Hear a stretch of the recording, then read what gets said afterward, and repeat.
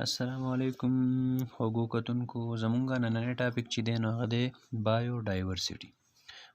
as we have read in previous class، څنګه چې مونږ په تیر کلاس کې ریډ کړي دي، مونږ ویلي دي the number of kinds of living things، د ژوندو څیزونو قسمونه، د ژوندو څیزونو د قسمونو تعداد، د نمبر تعداد of kinds د قسمونو of living things د ژوندو څیزونو present موجودی at a particular place په یو خاص ځای کې is called biodiversity. نو دې ته ویل کېږي biodiversity. as we have read in previous class، څنګه چې موږ په تیر کلاس کې ویلي the number of kinds تعداد د قسمونو of living things د ژوندو څیزونو present چې موجودی at a particular place په یو خاص ځای کې is called biodiversity. دې ته ویل کېږي biodiversity. the type of plants، د بوټو قسمونه and animals او د ځناورو no longer found چې هغه اوس نه موندل کېږي، اوس نشته in this world په دې دنیا کې are called extinct. نو هغو ته بیا ویل کېږي extinct، مطلب ختم شوي دي، نشته. موږ ورته څه وایو؟ extinct. ایجي مثال په طور ډاینوسارز چې دي، ډاینوسار اوس نه ایگزیسټ کوي، اوس نشته. نو ډاینوسارز چې دي هغو ته موږ څه وایو؟ extinct organisms. بیا د many organisms that are very likely to become extinct، او زیاتر ژوندي څیزونه کم چې به زر د چې هغه به ختم شي، مطلب ختمېدو واله دي in near future په نږدې مستقبل کې are called endangered organism. هغو ته څه وایي؟ endangered organisms.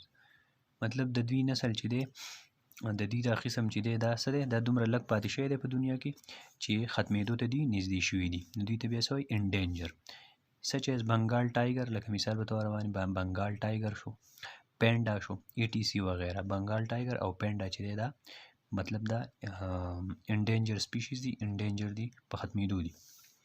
there are many endangered animals in Pakistan. ډیر شی انډینجر انیملز چې دي هغه په پاکستان کې هم شته. مثال په تور باندې سنو لیپرډ، لکه سنو لیپرډ شو گرین ټرټل، هاک، انډس ډالفین، مارخور، ETC. سنو لیپرډ شو تیندوا چې صحیح ده، خو دا سنو لیپرډ مطلب دا هغه تیندوا یادوي چې کم دا واورې والا ځایونو کې اوسېږي. گرین ټرټل شنه شمشتۍ، هاک، انډس ډالفین عقاب او انډس ډالفین کم چې په ریور انډس کې اوسېږي. مارخور د پاکستان کم قومي ځناور چې دی، ETC وغیرہ. نو دا ټول چې دي دا هم انډینجر دي، مطلب دوی هم د ختمېدو دهانې ته رسېدلي، مطلب ډېر لږ پاتې دي په دې دنیا کې، دوی ډېر لږ پاتې دي، غالبا دوی څه شوي دي؟ ختم شوي دي. بیا لاندې یو اکټیویټي ده، اکټیویټي 1.7 ټیک ا چارټ پیپر. یو چارټ پیپر چې دی وایي دا راواخلئ، کټ پکچر اف ویریس پلانټس، د مختلفو بوټو تصویران چې دي دا کټ کړئ، اینډ انیملز او د ځناورو فرام اولډ نیوز پیپرز، د زړو اخباراتو نه، اور میګزینز یا د رسالو نه، اینډ پیسټ آن د چارټ، او په چارټ باندې دا څه کوي؟ پیسټ کوي، مطلب په ګونو باندې دا کلک کوي. دغه دا کم نقشې چې تاسو د بوټو د ځناورو دغه کوي دا په چارټ پیپر باندې څه کوي؟ کلک کوي، پیسټ کوي. You have placed all the organisms together at one place. تاسو دا ټول په یو ځای باندې پیسټ کړو، په یو ځای کلک کړو، دا مختلف قسمه بوټي، ځناور وغیره. نو وایي what is it؟ دا څه شو؟ نو this is biodiversity. اصل کې موږ چې وایو هغه دا هغه څه شو، دا biodiversity شو. لکه دا تاسو له یو دغه درکړلی، دا ته پکچر یې تاسو ته ویستی، نو مختلف مطلب دا بنګال ټایګر تصویر راغستی دی، صحیح ده. دا مختلف بوټي او ځناور چې دي د دې تصویران یې راغونډ کړلي، په یو ځای باندې کلک کړلي. نو دا یې زموږ سره دا چې دی دا یو مخصوص ځای شو، په دې کې څومره قسمونه د ژوندو څیزونو چې پراته دي دا اوس دې ته اوس موږ وایو بایوډایورسټي. دې ته موږ څه وایو؟ بایوډایورسټي.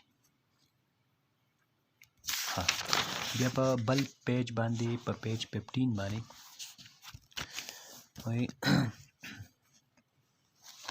human impact on biodiversity. human impact on biodiversity، د انسان په بایوډایورسټي کې څه خلل دی، مطلب د ده پکې څه کردار دی، د ده څه اثر دی په بایوډایورسټي باندې، آیا د بایوډایورسټي سره مطلب دی څه کوي؟ نو د فارسټ آر بینګ کټ فار کلټیویشن. هیومن چې دی هیومن انسان ته امپیکټ مطلب اثر. بایوډایورسټي تاسو پیژندا په یو مخصوص ځای کې په یو خاص ځای کې چې د ژوندو سیزونو څومره تعدادي څومره نمبر یې هغې ته وایي بایوډایورسټي. نو د انسان په دې باندې څه اثرات دي؟ The forests are being cut for cultivation. ځنګلات چې دي دا کټ کېږي د څه دپاره؟ د کاشت دپاره. and urbanization extension of cities. او urbanization چې دی مطلب ښاري چې دي ښاري هغه کولاویږي ورو ورو غځېږي سیوا کېږي نور کورونه چې دي نورې آبادیانې چې دی مزید هغه پسې کېږي. دلته ورته په بریکټ کې معنی لیکل extension of cities. ښاري چې دي دا څه کېږي؟ پیلاویږي خورېږي. which has destroyed the habitats of animals. د دې سره ځنګلات کټ کېږي صحیح ده د کاشت دپاره. او اربنایزیشن مطلب ښاري چې دا سیوا کېږي دا پیلاویږي. د دې سره څه کېږي؟ د ځناورو کم هیبیټیټس چې دي کوم ځای کې چې ځناور اوسېږي هغې ته وایي د دې هیبیټیټ مطلب د اوسېدلو ځای. صحیح ده.